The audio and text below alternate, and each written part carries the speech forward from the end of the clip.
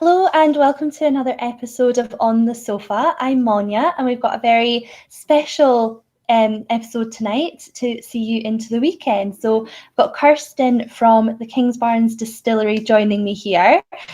So Kirsten's going to do a virtual whiskey tasting with us, as well as give us a little insight into the distilling process as well. And if you have already booked a measuring appointment in store, you might have tried a couple of the different Kingsbarns whiskies as well. So hi Kirsten, thank you for joining us tonight. Hi, good evening everyone. Lovely to join you all. So before we get started with the good bit, all the whiskey, can you tell us a little bit about Kingsbarns, about Weems malts and how it all got started? Yeah, of course. So I work for Kingsbarns Distillery, but I work under the umbrella of Weems Family Spirits. So we are a small, independently owned, family-run company of distillers and entrepreneurs.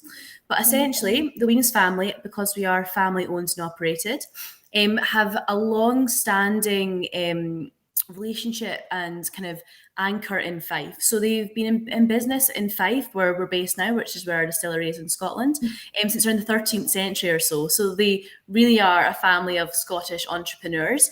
And essentially their ancestral home just outside of Edinburgh is where they still live to this day. So we've got a really big kind of tie to the land, especially around our distillery. So they made a lot of their money, a lot of their business back in the olden days was the coal mining industry, which was a really big part of Scottish kind of culture and our industrial way of life back then. But we've also got like a tea plantation in Kenya. They've got a winery in the Provence of France, an avocado and sheep farm in Australia. So lots of different businesses. Yeah, it's crazy, right? That's amazing. So of course I work for the spirit side of things, and that all came about in about the 1970s or so. And that was when William, our CEO, was working out at the family's vineyard in the Provence of France with like award-winning wines, and especially the rosé is what they're really famous for. But when William was going around the French cavistes and independent bottlers selling the family wine, the French, cavistes would say to William, "You're Scottish, you live in Scotland. Why do you make wine and not whiskey? That makes no sense whatsoever." And they had a good point. So William thought, well, this is a great idea. And he's a big whiskey fan himself. And he ended up giving all the French kind of retail shops all his recommendations on whiskey and buying it for them. So he thought, let's get into this. So 15 years ago, he started Weems malts. So we bottle very limited single cask specialty whiskies, which are some of my favourite whiskies to work with. But under that umbrella, we also have Weems malts, which is our range of blended malts. So that's really our kind of our father company essentially. And then 10 years ago, we started and added Darnley's Gin to our family. And this evening, we're here to talk about Kingsbarns single malt. And we're quite a young distillery, so we've only been established since 2014, but I'll get a little bit more into that as we head for the tasting. Brilliant. And can you tell us a little bit about yourself and what you do at Kingsbarns then? Because you are our expert tonight. So expert's a funny word. Oh gosh. So essentially, I've worked here at the distillery for, about 3 years or so now. I started off as a tour guide here, and I absolutely... it was probably my favorite job ever. So we would run about 5 tours a day, but you're meeting people from all over the world and really enthusing them in our local kind of Scottish drink. And essentially just working with the spirit every day is something that I really, really love to do and bring people on our journey. Where we're situated just in the east nook of Fife is home, well, it's a home of golf essentially as well. So we get so many golfers come in before or after a golf, because golf and whiskey really does go hand in hand. So I did that for a while and then moved up to a tour management role. And then now more recently, I'm part of a kind of brand ambassador, kind of business development manager. So I work all over Scotland, promoting, selling and talking about our whiskey. Amazing. Yeah, you are our in-store sort of whiskey go-to as well for the shop. So yeah, it's been amazing getting to know more about Weems, about Kingsbarns and how sort of everything comes together. And well, Emily, who's doing our behind the scenes tonight, and myself, we're both actually Fifers as well. So it's really nice to have that sort of I didn't know Fife connection as well brought in. So yeah, it's all very exciting. A little secret for you, I'm not even from Fife, so I love how you guys are and I'm not. I'm from across the water, but I live in Fife now, so I'm an honorary Fife member. Yeah, definitely, definitely. So we have, obviously everyone knows that whiskey is Scottish and it's sort of famously so, but we've got a lot of our viewers might be from sort of further afield than Edinburgh and Fife. So can you tell us a little bit about even where the name whiskey actually came from? Yeah, of course. A good idea for that would be, I know Emily's got a bit of a presentation up behind the scenes. If she could put on the slide that has the map of Scotland, that would be a great help, just to kind of give you a bit more visual idea about what we're talking about. So it's the third, that one there. Perfect. So whiskey in Scotland. So the name derives, there's a few kind of different options here. But the first one is aqua vitae. And that's a Latin word from medieval Latin. And that literally translates to water of life. And back then, of course, our local spirit was really such an important part of our culture and who we are as Scottish people. But the Scots had a really kind of a bit of a problem with saying aqua vitae. So in Gaelic, it translated to Uskaba. And then over time, that then has been shortened to whiskey, as we know it today. But it derives from medieval Latin, essentially. Amazing. It's it seems like a bit of a stretch, but when you break it down, you can sort of see where whiskey has come from amongst that. Yeah. Come a long way since aqua vitae. Yeah, absolutely. And how long has whiskey been made in Scotland? Is it? I mean, I imagine it goes way far back than just a few modern years. Oh, 100%. So whiskey's been made in Scotland for hundreds of years. We can trace kind of elements of it back to about the 1100s or so. And that would be, the Christian kind of monks kind of spreading the word around the moors of Scotland, the Highlands, or even, Highland farmers using leftover grain to distill into spirits so it wouldn't go to waste. Wow. But our first ever record of whiskey being distilled in Scotland was in 1494. And that was when King James I commissioned Friar John Corr to make him 8 balls of malt. And Friar John Corr was actually situated at Lindores Abbey, which is also in Fife, about 40 minutes away. So where we are, and you can kind of see on the little map, it's Kingsbarns in the line. Fife really is the birthplace of whiskey in Scotland. So the lowlands where we're situated isn't really known for making its whiskey, but we are the birthplace, and we're so proud to say that. And so we're really making a name for ourselves now. No, that's amazing. I didn't know that Fife was such an important role in whiskey. It's makes me quite proud to be from Fife. And I'm sure you'll go into this a bit more because we're going to sort of have a peek inside the distillery as well. But has the distilling process changed much from the sort of 1400s to more modern day? Very much. So back then it was a kind of farming industry. Every farmer would have a little still in their kind of their back barn or farmsteading, or it was the monks and made for more medicinal reasons. But even kind of more, even more recent times, whiskey has evolved and changed a lot over the years. So essentially back then, around Scotland, peat was a really, really important part as a fuel, and it was abundant all over the west coast of Scotland. So I'll talk about a little bit more and as we kind of go on with the tasting, but this is a sample of peat here. And essentially it's compressed kind of plants and vegetable matter. It's been compressed in the soils for tens of thousands of years. And you kind of bring it up from the soil and it's quite damp. But when you dry it out and burn it, it's got this intensely kind of smoky, medicinal kind of TCP aroma. And so back then, before we really had much access to coal, your whiskey would have been heavily influenced by the peat smoke from burning the peat fires to heat up the malt in the kiln. So that's one aspect. Another aspect would have been back then, we didn't have the skills we had now to make a really kind of complex, kind of a balanced, smooth spirit. Yeah. It would have been a bit more rough tasting back then. So a bit more fiery, a bit more heat to it and a bit less refined. But that was just, we refined our skills over time. And then the kind of last point I'd like to touch on, I guess, would be now we've really perfected maturation, which is kind of like the secret fourth ingredient of whiskey. And when you're enjoying a glass of whiskey, about 70% of the flavour in your glass has come from the maturation process. So it's super, super important. But back then, they didn't mature as we do. Essentially, 3 years and 1 day is a minimum for maturing your kind of your malt spirit, your new make, to evolving to be single malt whiskey. But back then they would maybe mature it for a few months, maybe a year, and it was only when the government changed the tax laws and made it 3 years minimum that we've really, made whiskey what it is today, if that makes sense. Oh, wow. Yeah, it's very interesting how sort of, well, I guess, laws changing has made a tastier drink, essentially. It was all about tax. Yeah, all comes down to it in the end. So just before we sort of dive into the actual whiskies, if we've got some viewers that are maybe just touching on whiskey for the first time, which of the Kingsbarns whiskies would you suggest as sort of a good intro?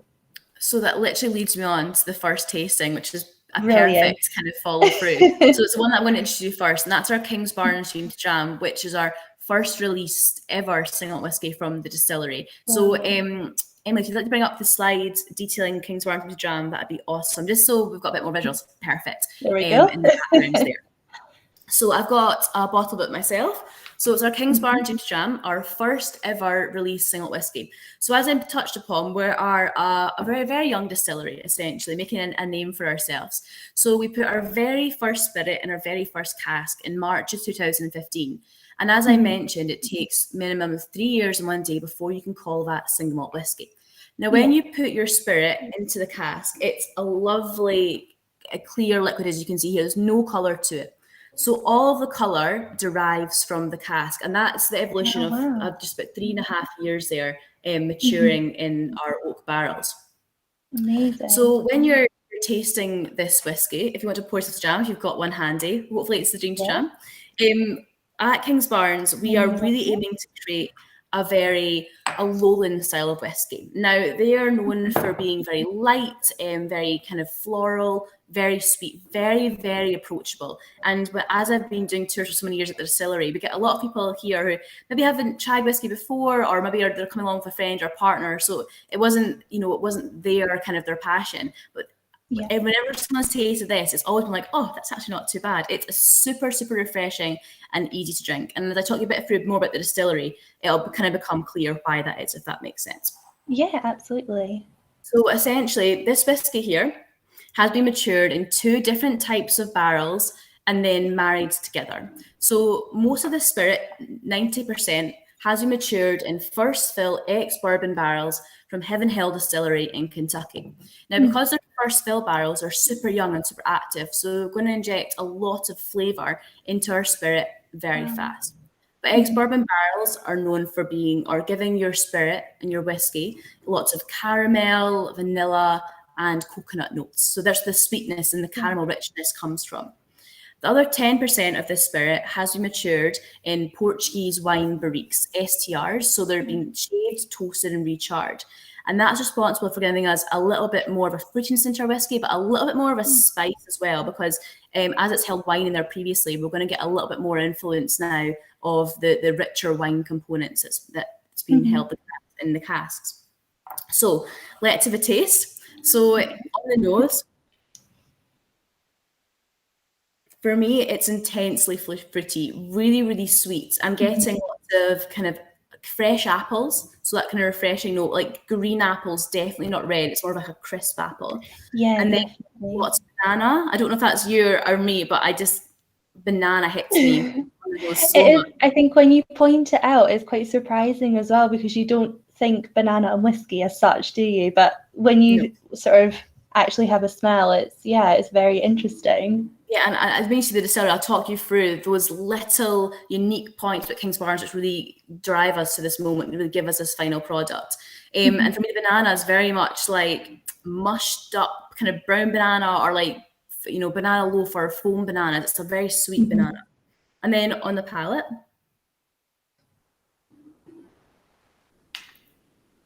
like a nice kind of smooth toffee, kind of custard notes, and a bit of red currant coming in there as well. but the finish, you got a bit of spice to it, a bit of ginger spice, which makes it more complex. But it's super easy to drink and very accessible for everyone. So it's a great one to start with. And as it's only quite a young whiskey, what I love about this is since we released it 2 years ago, it's won Best Lowland Whiskey at the World Whiskey Awards 2 years in a row. So it just shows you that really, you know, age isn't everything. You can create a great tasting spirit. It's all about the quality, like your different processes at your distillery rather than how long it's been in the barrel, if that makes sense. Yeah, absolutely. And it is, like you say, it's sort of surprisingly easy to drink. For, I suppose, a lot of whiskies can be quite harsh, or, you know, if you've never tried one before, but because it's so fruity, it's sort of a really easy drink, which is lovely. Dangerously easy to drink. Yeah, that's the concerning thing. Yeah. We've had a few It's customers also comment on natural that. colour, like I said, so all the colours derive from the casks, and it's at 46% alcohol by volume, so it's a little bit more punchier, which means you're going to get a little bit more of a mouthfeel, and it's going to kind of cling to your mouth almost, because it's got those kind of rich oils present. So it's a really kind of complex, interesting dram. No, it's amazing. It's it's really nice to sort of go through that and slowly start to notice everything as well as you take a sip.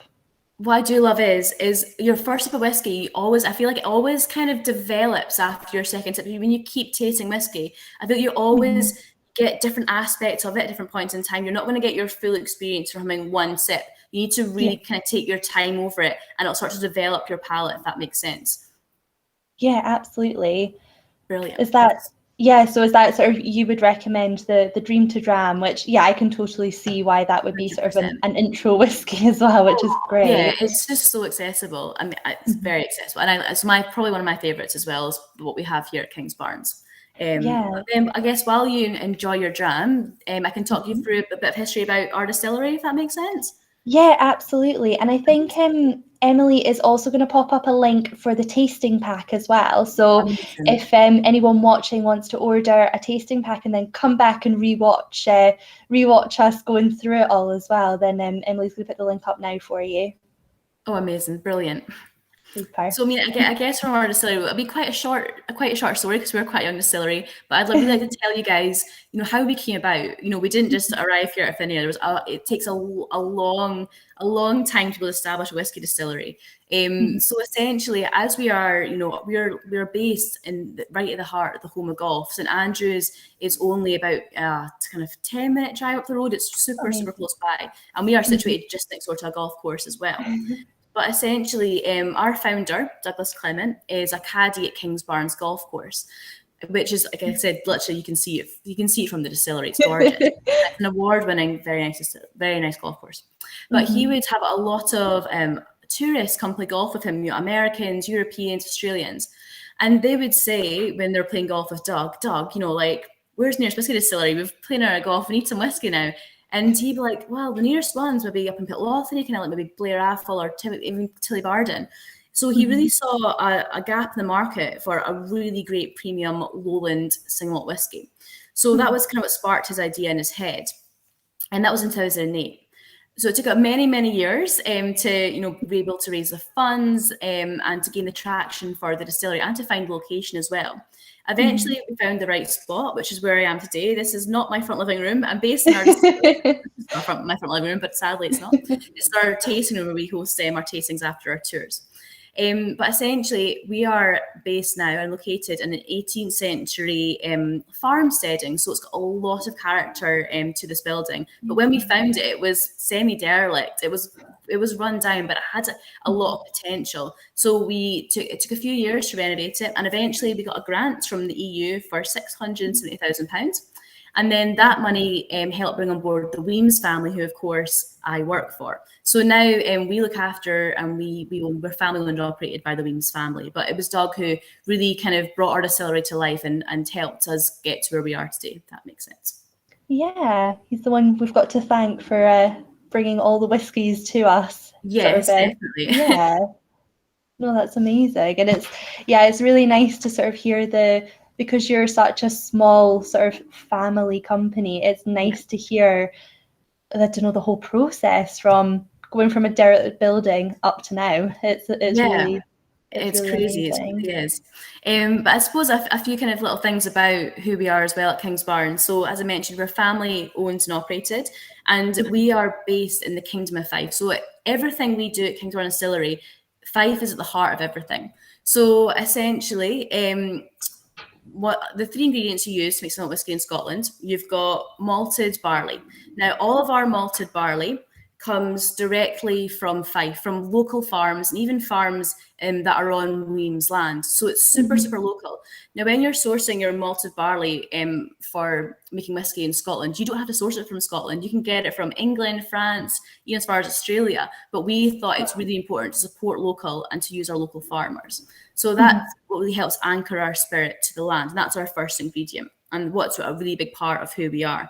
We'll also mature all of our whiskey on site in Fife, essentially, and we bottle in Fife too. So it's very much a local process. Another big part of who we are is our cask selection and our kind of superior maturation. So Isabella Weems, she handpicks all of our casks and makes sure that each one is up to our very, very top kind of high standards and of who we are. And then lastly, it's our quality and the little things we do that make us us. And that kind of ties in then to our ingredients. So I'd like to show you, it sounds that you keep our yeast, if that makes sense. Yeah, So absolutely. this is what makes us really unique as a distillery. We are one of the only distilleries that use two different strains of yeast, which is quite groundbreaking, actually. Now, most distilleries will just use one yeast when they are producing their spirit or making their wash. Now, and that's Anchor, is a very common one. It's an American yeast, and it's very, very hardworking. So yeast is it's a fungus. It's not a plant or it's not an animal. A fungus is where it's at, but it's a living organism. And what it does is it eats all of the broken down starches and sugars that are present and converts it into alcohol. So you make a beer, essentially. But it's the types of yeast that you use that really, really give you your distillery character, if that makes sense. So most distilleries, like I said, use one, and that's most likely Anchor, which is the American yeast. But the reason why we use that is because it's a very hard-working yeast. It gives you a lot of alcohol yield in return for its work, if that makes sense. So we use half Anchor yeast, but then very uniquely, we use the other half of our yeast is fermentis, which is a Belgium yeast. So this is what it looks like. It doesn't look very exciting. And we use it in this dried form here. But the fermentis gives us a lot of our fruity flavour. So it's a little bit more of a lazy yeast. So it doesn't give you a lot of alcohol, but it gives you great flavour. So that's why you probably wouldn't use it on its own, but using half and half mixed with the Anchor when we're doing our batches, it gives us a lot of our fruity flavour and character to our whiskey and our spirit. And our fermentations are also very, very long, so 3 to 5 days, and that's to promote as much fruitiness and kind of sweetness as possible into our final spirit, if that makes sense. Brilliant. Yeah, no, I've never. Well, yeah, clearly, it definitely works. But yeah, I've never sort of known of the two different yeasts, but it does make sense, and it produces lovely flavors, so definitely worth it. Yeah, and because we knew we've got a filling plan for the next 20, 25 years. So there's longevity in our brand, but we really wanted to create a really great quality new make spirit, this stuff here, because we want our distillery character to show forward. So if we're doing, our Dream to Dram or Untitled Whiskey, we still want you to be able to taste that light fruitiness that you're going to get from our new make spirit. So we want our woods to complement our maturation complement our spirit rather than to dominate it, if that makes sense. Yeah, so having a good quality absolutely. spirit is really important. Yeah, definitely. And it does all sort of work together then when you've got that sort of fruity flavour, but you've started off from a good point as well. So yeah, 100%. Yeah, because we don't want to mask any undesirable flavours. We want to have a really great quality from the get-go, if that makes sense. Yeah, absolutely. That could lead on to our next dram of the evening, possibly. Yeah, absolutely. Let's go for it. Probably all ready for our next dram by now. So here we have Balcomie, which we released in November of last year. So it's quite new to our family at Kingsbarns. But this one is very different from our Dream to Dram. Our Dream to Dram is very fruity, it's floral, it's sweet. It's refreshing. This one is a little bit more richer and spicier. It's actually great when you're coming into this time of more kind of autumnal winter months. It's a nice warmer, if that definitely. makes sense. So we'll pour a dram. There we go. So this whiskey, and what makes it different from the Dream to Dram, is the spirit's exactly the same that we put into the casks, but the Balcomie has been matured in 100% ex-Oloroso sherry butts, so that 500 litre cask size. Now, these sherry casks have been used in the Solera system in Spain, maturing sherry for decades. So the wood is quite mellow, so it's not going to dominate our spirit, but going to complement it and balance it out really nicely. So we should get some subtle spice coming from the wood, but also that fruitiness from our distillery character style. So let's see what I find on the nose. I find it really creamy, actually. I'm getting like a little bit of white chocolate possibly. Yeah. But hints of spice, like kind of cinnamon icing sugar coming forward there. But I'm finding it very sweet.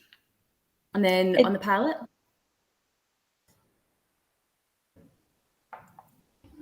What do you think about the palate? Anything that comes kind of forefront to your mind? It's definitely feeling sort of spicier rather than fruity, this one. And it is, it's almost sort of Christmassy, if that makes any sense. So 100%. It's like Christmas cake or fruit spice, right? Fruit yeah, loaf. absolutely. And a little bit of like, what I like about it is you got a little bit of kind of, I find a little bit of kind of like nuttiness in the finish, or a little bit of kind of like raisin or dark chocolate. I do right now, I can taste hazelnuts in my mouth.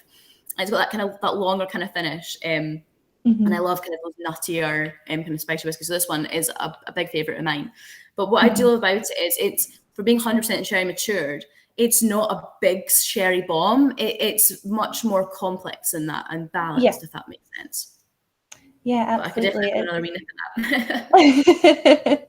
No, I think it is like, I would definitely choose this sort of one for that coming out the cold, trying to, have a little dram to warm up. That's definitely the sort of vibe that you would expect from a whiskey, that sort of what you would choose a whiskey for in the autumn and winter, which is really nice. 100%. Yeah, coming these kind of months, it just makes perfect sense. So I can imagine having a nice dram of this on bonfire night. Oh, definitely. Yeah. Going out for freezing and watching the fireworks, getting all cold, and then settling back in at home again with a whiskey is brilliant. So perhaps time for me to show you all our distillery, right? Absolutely. What would we So waiting for? if you're gonna run downstairs to the distillery, and I have a few whiskey questions that I can answer sort of while you're heading off to the other room, and then we can see where all the magic happens. Perfect. I'll just be a minute or so. That's it. Brilliant. Perfect. So while we wait for Kirsten to get down to the distillery, we often get asked about sort of whiskey tartans, just for big whiskey enthusiasts. So there actually are a couple, and they are named exactly the same as Kirsten explained originally, sort of where the name whiskey comes from. So we've actually got one called Water of Life. So I've got a wee example here, and it's actually a really nice subtle sort of a bluish tartan there, which is really nice. And that's named after sort of that Gaelic meaning of whiskey. And then we've also got one, so it's the original name, so sort of the Uskaba or Uskabitha. Excuse my Gaelic pronunciation again. So this one is it does have that sort of peaty look, as as Kirsten showed us the example of as well. So they do sort of capture that really nice whiskey look. And just because we are talking about the Weems family, behind me we've got the Weems tartan as well, which is really nice. Oh, amazing. And we are back with Kirsten in the distillery. We're just chatting a wee bit about the whiskey tartans there. I didn't realise that we had a Weems tartan. I need to see this. Absolutely. It's a nice bright orange one. So really nice and bold. You have to show me that next time, 100%. Absolutely. We'll get all the swatches out when you're back in the shop again. Amazing. So as you can see, I've just popped downstairs literally to our production room, and where we at the heart of the distillery, in the heart of our farm building where we're based. Now, as I mentioned, we are a very small distillery. So to give you a little bit of context, we create just over 200,000 litres of pure alcohol a year. Now, that's what some distilleries can actually produce in one day. So Oh, wow. very, very small comparison. So our distillers work Monday to Friday, and we do 7 batches a week. So we do a double shift on a Tuesday and a Thursday or so. So for us, it's much, much more about the quality of the spirit rather than the quantity, and just selling as much as we can, if that makes sense. We want to take our time over the whole process. So essentially, how we make our whiskey and our spirit at Kingsbarns is it starts off with our malted barley, as I've mentioned previously. And that's held in a malt silo just outside of where I am at the moment. The malt silo holds about 28 tonnes of our Fife malted barley. And for each one batch process that we do once a day, we will use 1.5 tonnes of our malted barley and bring that into the distillery via a conveyor belt. After we've got our malted barley into our distillery, we'll then grind that down into what we call grist. And the composition of that grist is really, really important when we're extracting our starches and our sugars. So it should be about 10% flour, which is very, very fine, 20% husk, sort of the outer shell of the grain, and then 70% grit, which are your starch molecules. What we then do is we then put that into our mash tun, and I can swivel the camera and I can show you that at the moment. It's very, very small, and it holds about 6,000 litres or so. So we fill it for 1.5 tonnes of malted barley, our grist, and then we wash that with 3 separate hot waters, which will extract, will break down the protein walls around the shell, and then break down the starch and dissolve it into sugar. So we're creating sugary water at this point, and I will show you that just now. So I'll bring that round. Oh, wow. So here we have our mash tun there. So this runs for around about 6 hours in total, and it smells very much like porridge and cereal when the mash tun is running. What's left over in the mash tun, it looks a bit like kind of porridge, or grainy porridge almost, and what we'll call that is draff. We've taken all the sugar out from our malted barley now, but it makes excellent cow feed. So we then give that to the local farmer to feed the cows. But the floor of the mash tun is perforated, so the sugary water will drain through the kind of like sieve-like holes in the mash tun and then travel to the next part of the process, which is, here we go here, fermentation and our washbacks.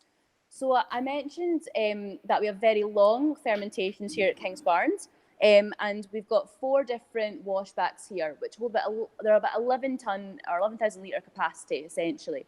Now, you'll notice that we have stainless steel washbacks here at the distillery, mainly because wood ones do look very pretty, but stainless steel just made perfect sense for us, as because we want to create a really clean flavour profile for our spirit, you can clean stainless steel a lot more easier than wood, because wood can harbour some bacteria that can alter the flavour of your wash a little bit. So that's why we go up for stainless steel.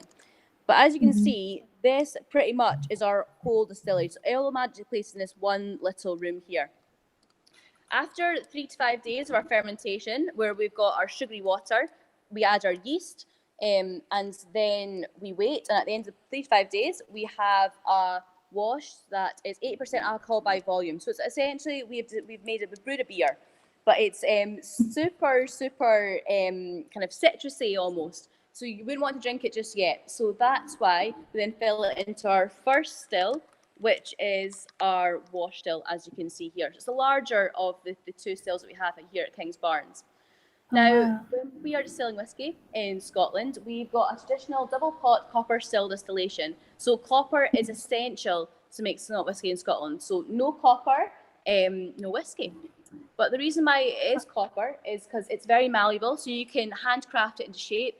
It's a very good conductor of heat, and it also helps remove undesirable sulfurs or sulfites that can be present in your new make spirit. So that's our first one there. It runs for about 7 to 8 hours or so, and we do run our stills very, very slowly, just to make sure we're taking a lot of kind of time over the spirit. We've also got our, put it here, our spirit safe here. So this is where we track the quality of the liquid coming off the stills.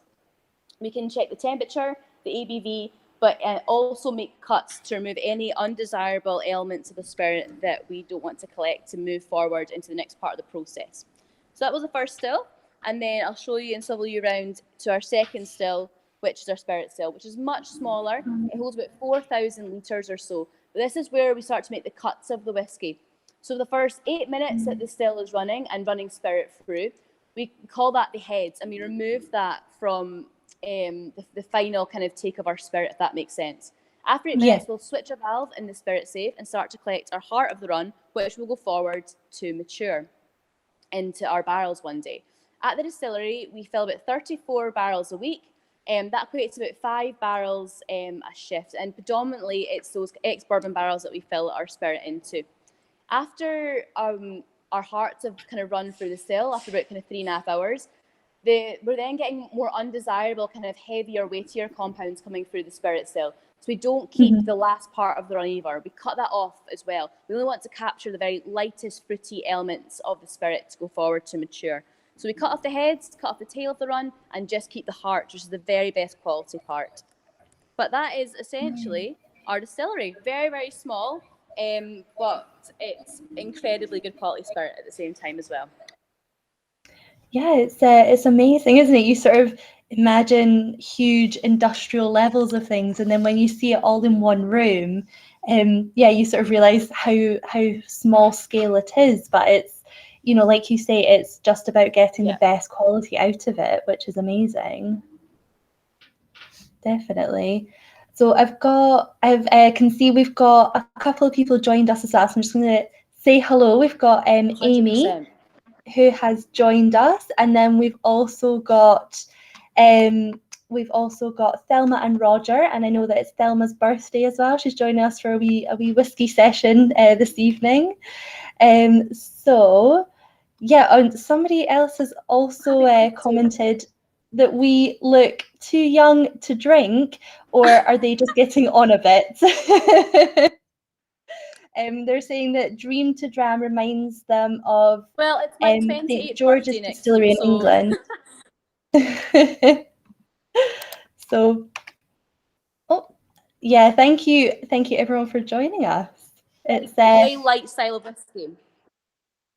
Yeah, absolutely. Which it does sort of match up then with the Dream to Dram. Yeah, absolutely. So, thank you everyone for joining us, and Kirsten, for showing us around and introducing us to some of the Kingsbarns absolutely amazing whiskies as well.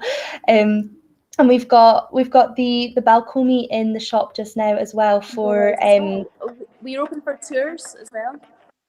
Amazing. So you can actually go and see in person and get the full experience yourself as well. Which, and of course, so we're open, if you find yourself around St Andrews, we're open 7 days a week for tours as well. Absolutely brilliant. And you can always pop over for a dram and then a bit of golf as well. 100%.